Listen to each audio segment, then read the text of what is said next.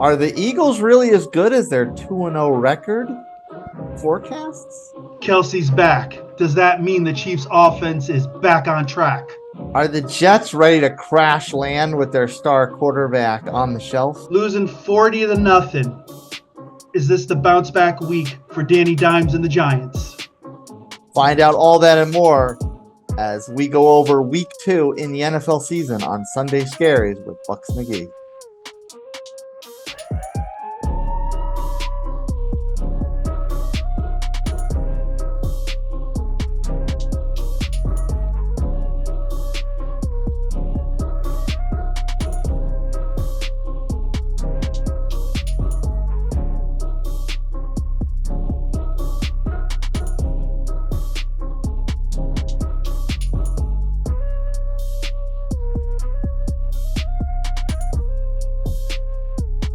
After an entertaining week 1, week 2 looks to be just as exciting. Here you are with Bucks McGee and the man himself, Nutmeg 2 Palmetto. Let's talk some Sunday. Sunday indeed. And before we get into Sunday, of course, the week kicked off Thursday night with Philly's home opener against the Minnesota Vikings. And there was a little bit of a consistent theme here to Philly's opening game against the Patriots. They got out to a nice lead, then they took their foot off the gas, and they wound up pulling it out. They're still 2-0, so we pay a little bit of deference because 2-0 is 2-0. However, I kind of have this feeling like the Eagles have a little bit of Chiefs in them right now, where they get up to a big lead and then they kind of take their foot off the throat. Well, let's be honest. The Vikings handed them that early lead. And we'll get into the Vikings later, but the Eagles just seem off. Now, to the Vikings' credit, they did play a quality secondary defense, so Hurts had to kind of pick where he was going with the ball, but it just seemed like the Eagles said, you know what, we're just going to run the ball 30-plus times and just let it ride, and the Vikings couldn't stop it. Like, it was ridiculous. I've never seen anything like it. And, hey, got to give Swift credit, man. Nice start, welcome back to the starter position for him. Like you said, Eagles are 2-0. You can't take it from them, but I don't know. They just seem off. Something doesn't seem right. Speaking of not seeming right, so the Vikings now fall to 0-2 in a division that the Lions got out of the gate really hot, like a lot of the hype around them suggested. The Bears got off to a pretty shaky start. Packers got off to an amazing start, and we've got much more to get into on them later on. So now Minnesota, who was probably looking like they had a little bit of what's the word I want to use? De facto favoritism in this division. Now that doesn't look quite so good. Well, when you go 13-4, the season, season before, most pundits are going to say, well, they won 13 games. They'll probably not win as many, but they're still good for double-digit wins, But this team put up points, but just give up more. I don't know if they're missing Dalvin Cook because the run game was putrid. There was like no run game, and it was like just curt and just good luck. Chuck the ball and put up your yards. If you had them on fantasy like I did, hey, I thank you, Kurt. Appreciate you. Yeah. Appreciate you for the points, but I don't know what this team is going to be. It's almost, if this is what it's going to be, if they eke out 9 wins this year, it's going to be impressive. Yeah. I don't know. They are rough. He's on my fantasy team too. However, I don't need him to play until Justin Herbert's bye week. He's that guy you stash, and you're like, right. Yeah, okay, here you come, buddy. Here you hey, come. You know what? The first quarterback that gets hurt, somebody's gonna come crawling to me for Kirky because he puts up 350 every freaking game. Which is funny because on ESPN, the big talk today was, why don't the Jets go after Mr. Cousins? Right. And if you think about it, if they were to pull that off, I think it'd be the perfect offense for them. There'd be no pressure on them with that defense. That could be some legitimate conversation if the Jets were that desperate. Yeah. That is a great But that is a great transition to our next segment. But I did have one more question on the Eagles for you. by all means, Pick them apart. What's one thing they can improve upon?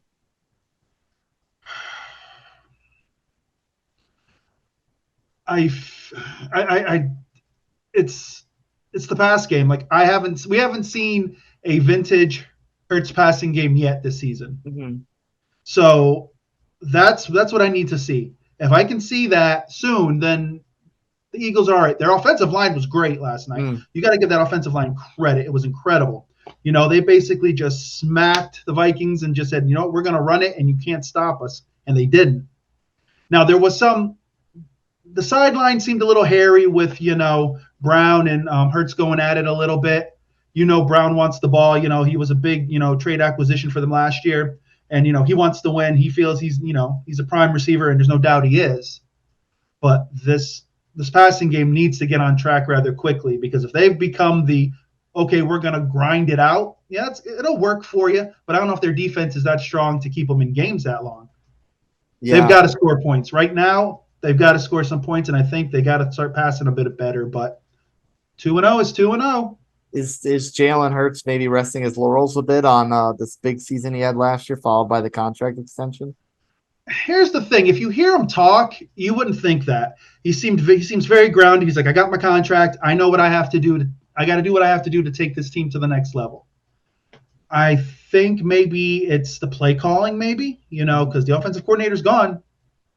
My man left, and I believe he's coaching your guys now. So it's a situation of yeah. It's what's the offense? Maybe they're just not ready yet. Could be, like we talked about before, that one less game in the preseason. Maybe, they should have played a full half together, maybe to get the juices flowing. I don't know. It's the next game they play is going to be key. If it's one of these games again, then you really got to question it. Because if they meet a defense that's not going to let them run, they're going to be in some trouble. Yeah, I think so too. They're I think they're probably 2-0 just because of the sheer talent on their roster, and they're. Oh, there's no doubt about it. There's no doubt. The defense was solid. The D-line was great. Jalen Carter was awesome. Rookie played well. And that's great. But they got to start. They got to have an even. It's got to be 3 phases, and that passing game's got to start picking up quick. Yeah, Jalen Carter has been very impressive in his first 2 games. You did bring up the Jets a moment ago, and that's of course been the hot topic this week, because I guess you're off the hook for your preseason bet of having to buy a jersey before the Super Bowl, because as soon as no quicker than Aaron Rodgers' career in gangrene begin, a mere 3 plays later, it quickly ended. I feel like I'm a jinx, because we talk about injuries and such, and guys are kind of falling left and right. So it's like, I feel bad. Like, I honestly do feel bad. Yeah. I really wanted to see what this Jets offense was going to be. I really did. No team, no franchise, not even team, no franchise can have as bad a luck as the New York Jets. Like, seriously, like this guy, like, you land the guy, right? You land the guy. You have the defense that's probably going to be a top 3 defense in this league. You've got the offensive weapons, you've got it all, and 4 plays in, he's just, you watch the replay, you watch it just pop, and it's like, really? Yeah. Like, it doesn't get any worse. It really doesn't. I was looking forward to buying the jersey. I won't lie. I was kind of like looking. I was looking at him the other day. I was like, do I go with the white? Maybe go green. Now it's like, all right. But you know what? With my luck, Zach Wilson will somehow pull it out. All milf hunter.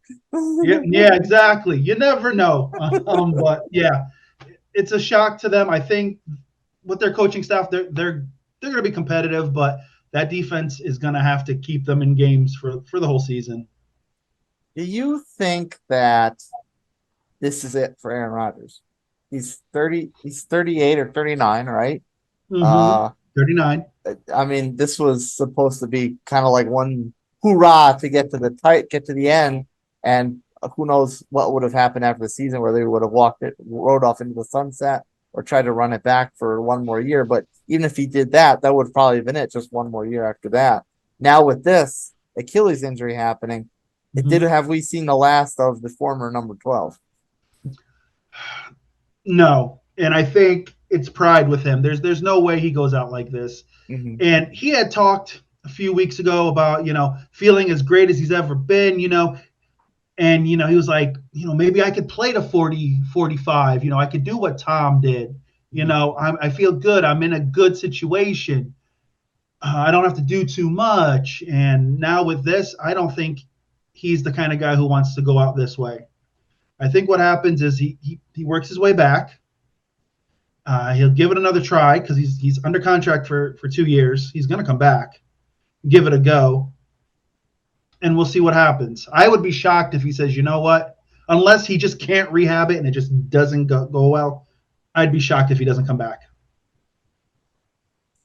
Well, speaking of coming back, that's exactly what the Jets need to do and continue on this season with the aforementioned Zach Wilson for the rest. Presumably so, I should say presumably so, for the rest of the season, because who knows what he's going to play like. Maybe he's the Zach Wilson we all remember, and they need to call an audible on the quarterback position. I think what the Jets have to do is I think he's on the extreme short leash. Mm-hmm. I think they have contingency plans. They have to, because they can't throw this season away with all of that talent. You can't just say, all right, you know what, Aaron's gone, we're just going to muddle through, maybe be 5-12 and survive. I think he's on a short leash. Let's say he goes 1-2, 1-3. Maybe they start to have conversations with Minnesota. Maybe Minnesota starts to fall apart. Because don't forget, this is Cousins' last year too in Minnesota. Yeah. So if Minnesota's like, hey, maybe we can get something for him, why not? Yeah. So maybe they send Zach over, get a couple picks. Everybody's happy. Well, Minnesota won't be happy, but they've got to be realistic in what they have. Right. You get some decent picks, trade up, get yourself a quarterback. But I think Wilson is on a short leash. I think he just needs to play within the system.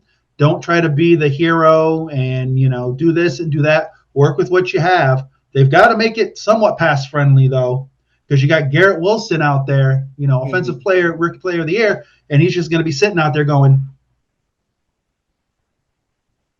what are you going to do? So they've got to figure out something. They're probably starting from scratch in that playbook and saying, okay, because he didn't play that much because Aaron took all the snaps.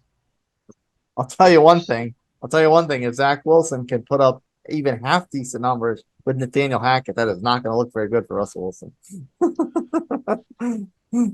Nothing looks good for Russell Wilson now. Let's be real. That's true. Fair point. Anyway, speaking of looking good or not looking good, this takes us into our top 3 games of the weekend. And the first one obviously looked a lot better 6 days ago. This game looked incredible. It is the aforementioned Jets hosting the Dallas Cowboys. And that game was supposed to be the crown jewel of the weekend, and it still might be. But why? Because how many points Dallas can put up? Definitely looks a lot different. Well, I'm just thinking. Well, they have the greatest fantasy defense of scoring of all time. Well, okay, but hear me out. Let me play devil's advocate. Mm-hmm. That Jets defense looked extremely good against Buffalo. Okay, and I think it's not unfair to say that Josh Allen is a better quarterback than Dak Prescott. Right. So if they can make Josh look pretty ugly and hang around in there, they could be in this. The only question mark is how ugly is the Dallas defense going to make Zach Wilson? Yeah, but here's also the thing. Buffalo did move the ball somewhat, right? They did move the ball. And Buffalo is whatever Buffalo is. We'll talk about them at some point. But if that Jets defense is on the field I don't care what kind of defense you have. If they're on the field too long, they're going to tire out. They will tire out. And if it gets into any type of shootout, I don't know. Like I like the Jets defense. Don't get me wrong, but I don't know, man. I think Dak is going to be smarter with the ball. He's not going to try to do too much. Mm-hmm. Then I think Josh is still kind of like I need to be the hero and plays hero ball too much. Uh, I think Dallas is a better run game, and we say that about the Jets, but let's not forget about the Dallas defense. Those guys are Oh yeah. dogs. You got Oh yeah. Micah Parsons. That secondary is legit. They're gonna bait the MILF Hunter into some stuff that he's never seen. So I think what's gonna happen is it may be close first quarter, maybe quarter and a half. I'll give you that. But I just think Dallas is just too good. If Dallas lets this be any closer than a 2-score game, there's a problem. And sure enough, and you called this in the divisional preview, the Jets' offensive line was the one weak link on their team. And sure enough, what happened in the first game? They lost their quarterback. That offensive line now against Dallas defense is not gonna look. It's not gonna have a very an easy task against them. And like I said, like they could make Zach Wilson look pretty ugly out there. They're going to pin their ears back and they're going to send the hounds. Mm. It's going to be wave after wave. You're not going to know who's coming from where. I wouldn't be surprised if you start seeing, cornerback blitzes a little more than usual. They're gonna make it ugly. It's gonna be almost like if they were playing the Patriots in their heyday, when Belichick would say, "Okay, I got a young guy coming in. Okay, I'm gonna do this, that, and the other thing." And that quarterback by halftime's like, "I'm done. I'm done. Put someone else in. I'm good. I don't want to touch it." This could be ugly. And if Zach starts taking some hits, you got to pull him. You have to pull him because his psyche's going to be shot right back to last year. The Jets are going to be wishing they didn't kick Mike White to the curb. They're calling Joe Flacco. Oh God. They're gonna be like he remembers what it's like to be here. They're gonna have to do something because if Dallas treats them like they treated the Giants, this is not going to be good. All bets are off. Exactly. Speaking of all bets being off, in week 1, these two long-standing AFC North rivals, one of them got pretty embarrassed. The other one won, but got out pretty much limping by the skin of their teeth. Now they play each other. This game is usually, in recent history, a pretty entertaining game. This recent history it's been a very intriguing rivalry. Now Ravens and Bengals go at each other for the first time this year. And the Ravens are coming off a game where Lamar didn't look great. They got the job done. They didn't look great, and they took beating after beating. They lost J.K. Dobbins for the year, and they kind of got out of this game. I say by the skin of their teeth. The only reason they won by a significant margin is because they were playing the Houston Texans. Yeah. And so they go up against the Bengals, who are coming off an embarrassing performance against Cleveland, who didn't exactly play the best in their own right. And Joe Burrow looked like I don't even think it's fair to say he looked like a rookie last week. No. So what do these two shake up going against each other? And who is it more important to have a big performance? Like which team, I should say, is it more important for them to step up and produce? You could say the Ravens simply because both of these guys got big contracts, but Lamar was the big story for the early part of the offseason and such. Is Lamar going to get his contract? He deserves to be paid, blah blah blah blah blah. So now it's, the talk, once all that was done, was, I'm going to throw for 5,000 yards. I've got all these weapons, and now, we're an elite offense, which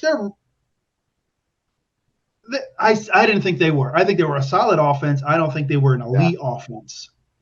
Now you've got Lamar. Mark Andrews still isn't 100%. Yeah. He's still questionable to play. Your run game, who's the guy? Who's it going to be?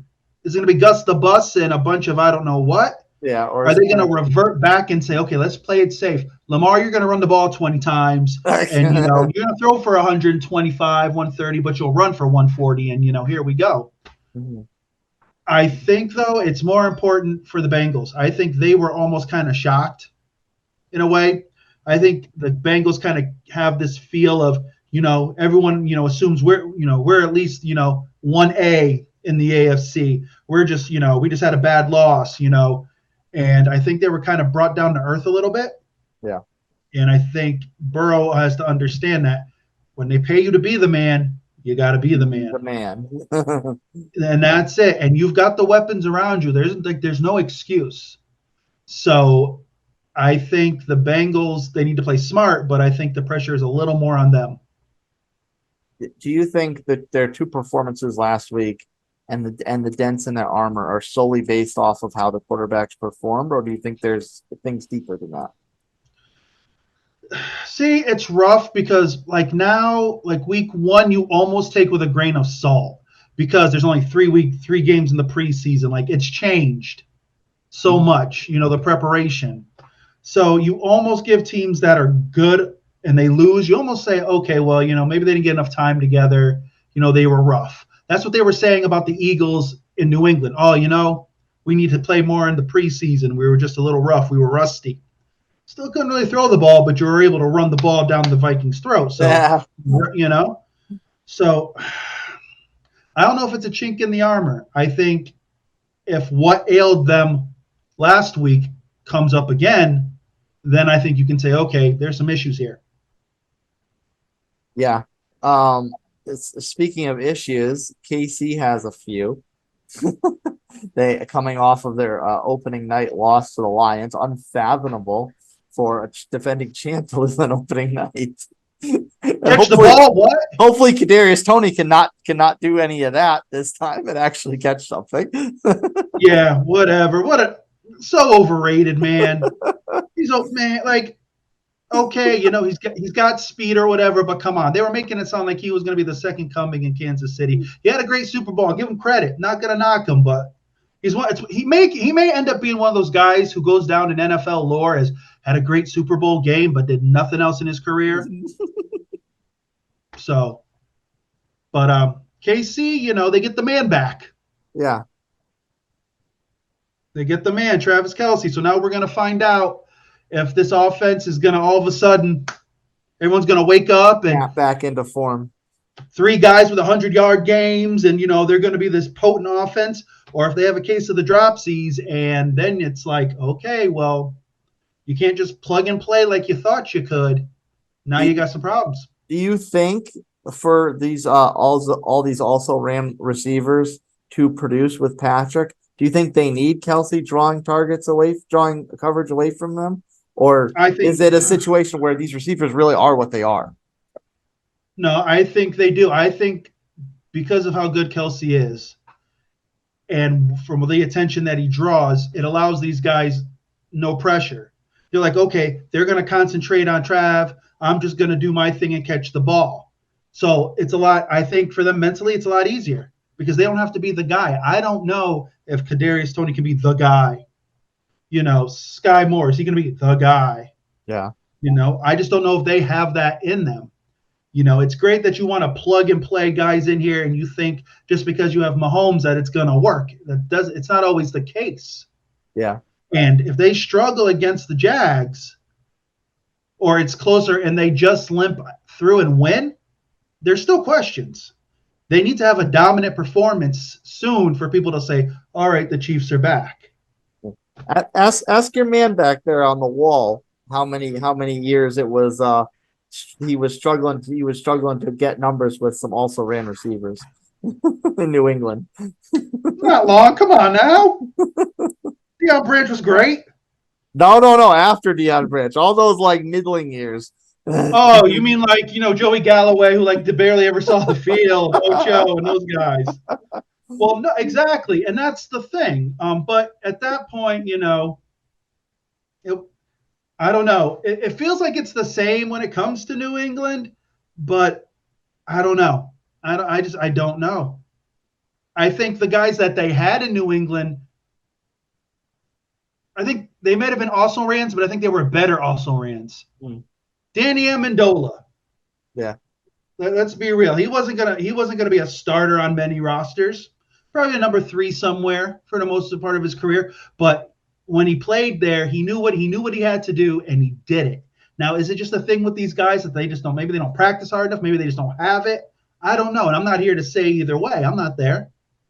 But if you're gonna basically say that Mahomes can make anybody terrific, and these guys are still dropping balls 2 or 3 weeks in, then you need to figure it out and hit the waiver wire fierce because these guys are not going to come up clutch in the postseason. They're not. So their opponent this week is the Jacksonville Jaguars. The Prince. The Prince. T-Law. Sunshine. T-Law, the Prince. Calvin Ridley. Oh, man, I told you. Calvin Ridley is a scary man. So the Jags did take care of business and beat my Colts last week, but they probably should have looked a lot more dominant than they did. Oh, exactly. Should have. So how does that go? How does this go into this game for you? Because during the season, you thought the Jags catch them off guard. And in theory, if the Jags kicked us around and looked like the Jags we figured they are going to be, it's like, oh, okay, sure. After Kansas City struggled, of course, Jacksonville's going to come in all, full of piss and vinegar and pop them in the mouth. But I mean, if they're like good but not looking as good, maybe like a kind of a Philadelphia Eagles comparable right now. I mean, are you going to double down and say they're going to pull this quote unquote upset, or is Kansas City going to get back on track? Honestly, if the Jags win, I'm not surprised. Like, be honest, they struggled. A lot of teams struggled for week 1. And yeah, the Colts took it to them. There's no doubt. You know why? Because the Colts had no fear. The Colts know what people were saying. The Colts are like, okay, the people feel we are this. We don't listen to it. We're going to be this. And I think you saw that in that Colts game. They're like, we're just going to play hard. Whatever happens, happens. We know what we are. Kansas City is the defending champs. They talked up a game, we've got all these guys. It doesn't matter. We can do it. Well, now you have your full complement of offense. So if these guys are dropping balls, I think the Jags are going to be like, all right, okay, we just need to do what we do. And the Jags were catching some incredible balls. The Jags, they made the plays when they had to. Right now, for me, it's a flip, honestly, if you want me to be honest. I wouldn't be surprised if the Jags pull it out. I wouldn't be. I wouldn't be surprised if the Chiefs pull off some Mahomes magic and they somehow eke it out. But are these going to be the Chiefs where we're going to eke out games throughout the season? Or are we going to be this dominant juggernaut that everyone's saying the next dynasty that is upon us? So this game will tell a lot for both teams. It'll tell the Jags where they are in the pecking order. If they beat the Chiefs, you say maybe they're the number 2 team in the AFC. Yeah. Especially if the Bengals lose. Because no one, I don't think, is 100% sold on the Ravens yet. Huh. So I think it all depends on the outcome of that game. Right now, that elite area of the AFC is kind of jumbled. Yeah. There's no real concrete who's the team. Right. Hey, that's what happens when Rodgers goes down and Kansas City receivers can't catch a ball. That's what happens when number 8 goes down. Now you just don't know what you got. Dang it. Number 8, Troy Aikman. Right. Number 8, man. Number 8.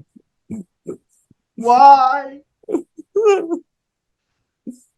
So there were a lot of high-scoring affairs in week 1. And 3 of them in particular. One of them, 2 of them don't really surprise us. One of them, I don't know if it surprises us, but maybe we weren't totally expecting it, or at least this early. So the 3 that really put up the big points were the Green Bay Packers, although it took them a half to get going, but they lit up the Bears in the second half. San Francisco 49ers, who absolutely took the Pittsburgh Steelers to the woodshed. And ironically enough, their opponent this week, the LA Rams, also put up 30 points, and they took divisional rival Seattle Seahawks to the woodshed. And then the third one, of course, is the Miami Dolphins, that big shootout with the Chargers. Now they go up to New England to test their chops against a pretty significant defense. So Who do you think of those three? The Packers, the Niners, the Dolphins, and maybe we can even put the Rams in as a bonus. But Mhm. specifically those three, who do you think has the best chance to repeat that type of performance and put up a big lopsided number this week? Wow. Wow. 'Cause, I mean, say what I will about Aaron Rodgers and Matt LaFleur, but apparently Matt LaFleur's offense works. It really does, and I'm going to go on a limb. I'm going to say the Pack. I think Jordan Love looked good. He really did. After that half, maybe it was jitters. Maybe he was just not comfortable yet. But that second half, man, he was fire. He was fire. Atlanta, I don't trust. They've got pieces, but that quarter Ritter's a mess. I don't know what they've got. Mhm. You know, if you watch that game, Kyle Pitts at certain points of that game was running around free by himself, like no one within 15 yards of him, just standing there like this. Please, please. You know, Catch. like the beer guy would have hit him. So I think with the Niners and the Rams, it's divisional. The Rams are banged up at receiver still, but you know, I think that they'll put up some points. I think they still could put up some points. Mhm. The Niners, Brock Purdy right now is the man out there. He's doing his thing, so I think that'll be a somewhat close game for a bit. The Dolphins and Pats is interesting because the Pats played the Eagles tough last week. Played them tough. They're gonna have to do this again, and because if they let Tyreek do what he did last week, forget about it. There's no way New England's putting up points and matching them. There's no Yeah, way. no, They do no. not have that type of offense. I mean, Philly was practically trying to hand New England the game at the end there, and Yeah. Mac Jones still couldn't take advantage of You it. know, they were one left foot from maybe getting a chance at a touchdown. Yeah, So I'm going to say the Packers. I think the Packers will put up points again, and I think you'll start to hear the rumblings of maybe the Packers got it right. yeah, yeah, and especially like you know the Patriots to make a little comparison here. The Patriots' old mantra was always better to say goodbye a year too early than a year too late, right? Yeah. So maybe that's looking a lot like the Packers mantra playing out for them right now. Like, okay, Aaron, let's figure out, you don't want to be here, fine. We're okay with this, kid. Let's just part ways and remember the good times, and we're okay. We'll move on. Remember the one Super Bowl and Yeah. all the NFC championship disappointments? We'll ride with those. You know, and no, that could have been it. But we watched that relationship sour beyond belief. And you know, they fed us all the lines of, "Oh, Aaron's happy, yada yada." You knew he was leaving, so I think it was the right time. They did what they needed to do, and I think if Jordan develops, the Pack could be a team to watch out for late this season. Do you think the Rams' performance against the Seahawks was just a blip on the radar, or do they actually have a lot of weapons? Because they had a lot of these young receivers all put up numbers last week. Do you think like that's maybe we're sleeping on them a little bit too much, or is that's just kind of a blip on the radar, and maybe Seattle's just not as good as we thought they were? I don't know if maybe Seattle kind of believed in themselves a little bit much because a lot of people were like, "Oh, watch out for Seattle, watch out for Seattle." So I don't know if maybe they just weren't ready yet. I think Matt Stafford was like, "I just need to throw the ball 40 times and let's just see what happens."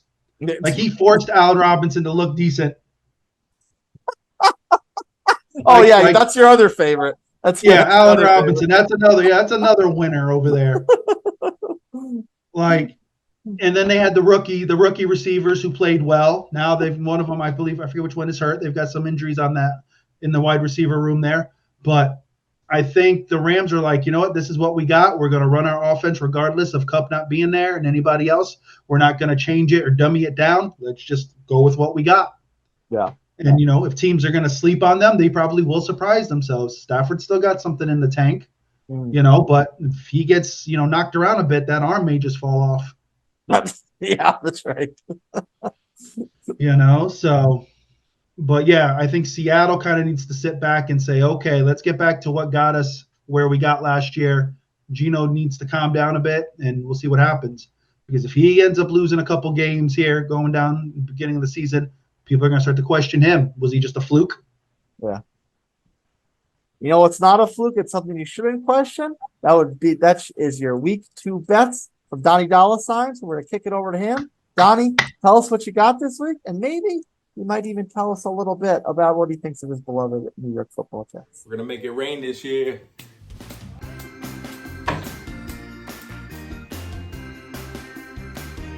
All right, Chase, coming at you with the week 2 picks for your NFL. But before we do, as a Jet fan, what else could happen? Aaron Rodgers goes down. Now we got to deal with Zach Wilson again. And believe me, I don't like him.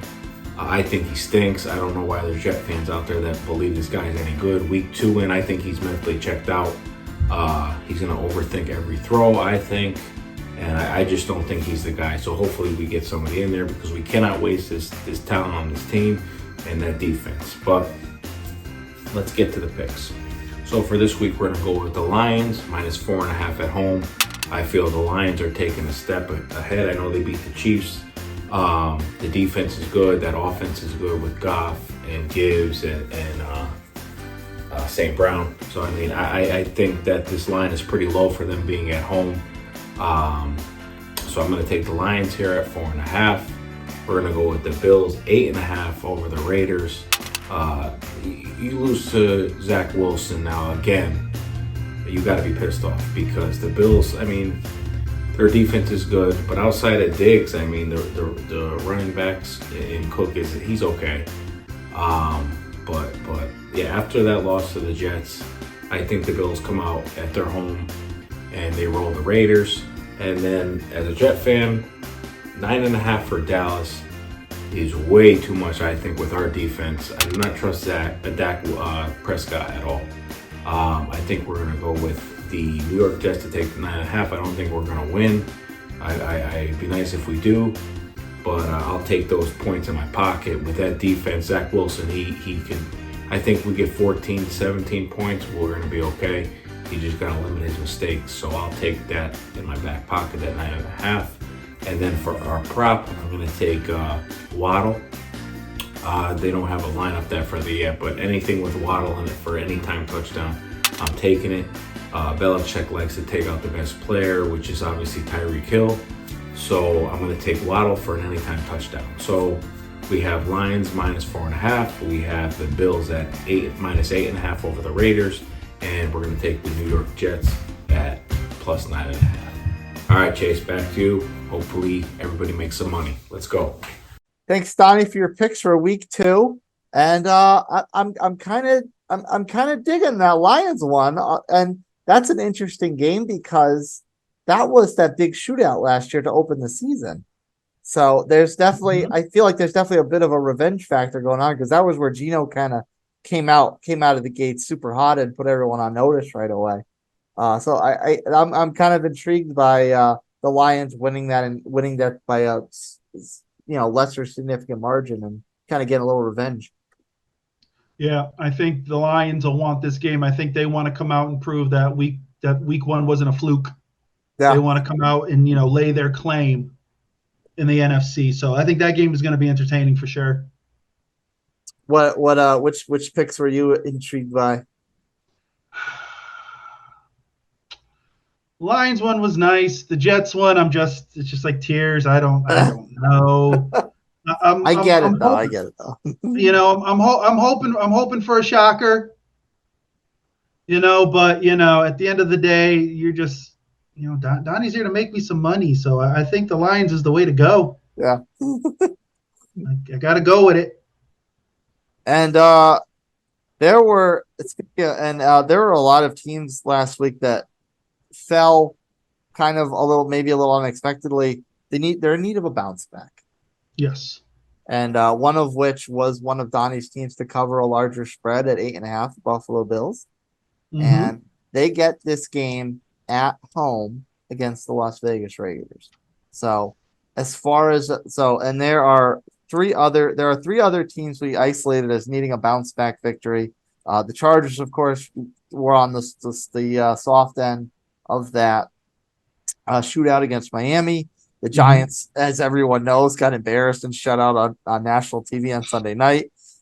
And Let's Ride certainly did not hop on the saddle the way they probably thought they were, and got a tough luck No. loss against the Raiders. So now they're going on the road against Washington. So between Mhm. Buffalo, the Chargers, the Giants, and Denver, who do you think is most in need of a victory this week to make good on that loss last week? Wow. I think a lot of people would say the Giants after 40 to nothing, but I'm taking Buffalo. I'm taking Buffalo. I think the way they lost was definitely a shocker. No one saw that coming, especially how that game unfolded. There was no way anyone would say, okay, the Bills are just going to cough this one up. It was extremely sloppy. This game, I don't want to say it's tailor made for them, but with the spread and everything, like you got to win this one. You have to win this one, and you've got to play well. If Josh continues to cough the ball up and it's just a sloppy play, then the questions are just going to amp up. And everyone's going to say, nope, no one believes in Buffalo. Especially because we were questioning Diggs. Like, is Diggs the malcontent? Is he unhappy? Diggs came out and performed. Yeah. And it would just seem like Josh just wanted to put the cape on again and just kind of do his thing. Like when he first came into the league, fine, that's what worked, because Buffalo was a mess. Buffalo was building itself up to what it is now. And that worked. Now he's got to realize, you know what? I'm not getting any younger. He's not on that end of his career, but you're starting to get to that point where you can't be running around, taking hits, thinking you can run linebackers down and just throwing the ball all willy-nilly. It can't happen. So this game, you're at home. The Raiders are a little nicked up. Myers isn't playing. I believe he's still in concussion protocol. So at this point, I think you just play within the framework of what your offense is. Your defense is solid, and you should win this game. Yeah. But I believe if Buffalo doesn't win this game and they go 0-2, the questions start to come up real quick. As they say, the book is out on you, young man. Or maybe they don't say that. Maybe I just say that. I think people say a version of it, but no, exactly. People know what he is. The tape is out. It's all there. Mm-hmm. So what do you think from the other three games as far as ranking them with the Chargers, the Giants, and the Broncos? Oh, the Giants are number 2. I spared them number 1, but they're number 2, and they're playing Arizona. You got to be able to beat Arizona. Can't come out and lay an egg against the Cardinals. If Arizona beats you like 34-17 or something, there's a problem. There is a problem. You paid the quarterback. You didn't pay the running back, but he came back. You picked up some pieces. Like this team is better than Arizona. So you got to put up some points, and you got to beat them. If you don't, you're in the next team that everyone's like, did we hype you up? Did we think that maybe you were better than you really were? So I got the Giants at 2. Number 3, it's Mr. Let's Ride himself. Sean Payton, after that game last week, must have been like, yeah, what did I sign up for? What is this? This isn't New Orleans, that's for sure. I don't know. Like, I'm hoping, because I'd like to see Denver perform. I'd like to see another team out there challenge the Chiefs.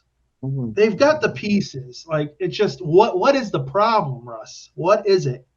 And if you can't beat Washington, now Washington's a solid team. They're a solid team, bunch of young guys. They've got a decent defense.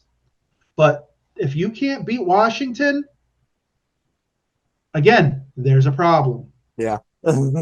And I think the whispers in Denver start to say, maybe Russ isn't worth the headache. Yeah. And maybe Russ ends up going somewhere midseason, because if you're going to pick one to go, Russ is going to go before Sean Payton goes, and that's fact. It's fact. Our man Ben DiNucci is lurking down there on the practice squad. Seriously, get Ben DiNucci some play. Get him some run. XFL phenom Ben DiNucci. Put some respect on his name. Man, seriously.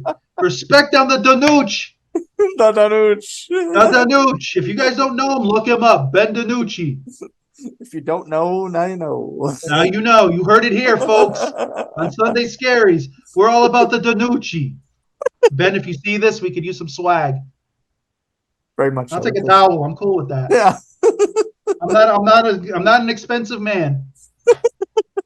And Doesn't take my much fourth to one put a is- smile on our face. Exactly. I'll give you my address. I'm cool with it, man. Whatever you need, Ben. Whatever, man. I'm here for you. But my fourth pick is Chargers. They played well last week. They just couldn't pull it out. It was just the O-line kind of goofed up at the end there. But they were in that game. It was a great shootout. I think it was the best game of last week. I Yeah. think it was great. It was awesome, to watch these guys go back and forth. They're playing the Titans. I don't know what you're getting out of the Titans, but I think the Chargers have enough to beat them. I really do. They should handle this. But I don't believe Eckler's playing this week. He's doubtful, I believe, Ooh. with the ankle injury. So Josh Kelly, I think they said, is going to get a lot of the run this week. Mhm. But even with that, he's a solid. I think he's solid in that offense. But yeah, I think the Chargers, I think they'll win and kind of get back on the winning ways. Yeah. So you kind of give them a pass for last week. Yeah, because they showed up. Let's be honest, they showed up. The Giants didn't show up. Buffalo just gave it away. And the Broncos, well, I don't think anybody had any real faith anyways. And they are what they are. Yeah. I mean, all jokes aside, do you think it is possible that Sean Payton makes a change? I think after week 4, if they're not at least 2-2, I think he'll sit there and say, okay, what do I have? Yeah. And I think the telltale sign will be, okay, if we're getting whomped in the third quarter, let's just pull Russ out. Because some coaches will keep a quarterback in there till the end to kind of get something positive on film. You'll hear that. I kept them in there. That's why they kept Danny Dimes in the whole game. Don't ask me why. Dude, man, after 30-something, nothing, I'm like, just get out, dude. Just have a seat, relax. Yeah. Really? Because you wanted to find something, you wanted to put something good on film, and you put nothing on film. Skladoosh. So I think Sean Payton is the kind of coach that's going to say, you know what, we need something, we need to change this. And if he can find lightning in a bottle, something hits. Maybe that's the joke. Maybe he doesn't want Russ. Because it doesn't sound like there's ringing endorsements. Like he kind of stuck up for him when he, talked about Hackett, this offseason. Yeah. But I get this feeling where he's like, no, Russ is there. If he works out, great. If not, he's out. And it's not like he's got, freaking the man from New Orleans, the love of his life. You know what I'm talking about. Drew. If that was Drew, he'd be like, you know what? We're going to work through this, Drew. We're going to work through this. He'd go 2-5 with Drew, but because he knew what Drew had and what Drew gave to the team as a leader, he'd ride with him. Yeah. I don't know if Russ is that leader. Yeah. The shine has come off. Oh, man, there is no shine. There is nothing. It's like that headlight you got, and you do all those little YouTube videos to try to shine it up, and it just doesn't work. Just replace the cover, man. Just replace the cover. I don't know. Well, no need to shine us up. We're stars that shine bright on our own, very much so. Stay tuned after all the games live on YouTube. We'll break them down as they happen, and don't forget, always stay tuned if you like seeing our faces and hearing us talk football. YouTube and Rumble for your video needs, or if you're just out on the go and you want to listen to us, Apple Podcasts and Spotify, check that out as well, our audio version. Enjoy week 2. Bucks McGee, brother, the final word is yours. Week 2, I think is going to be a lot more exciting than week 1, guys. Buckle up. It's going to be a blast. Who knows what's going to happen? Thank you for joining us, and we'll see you soon.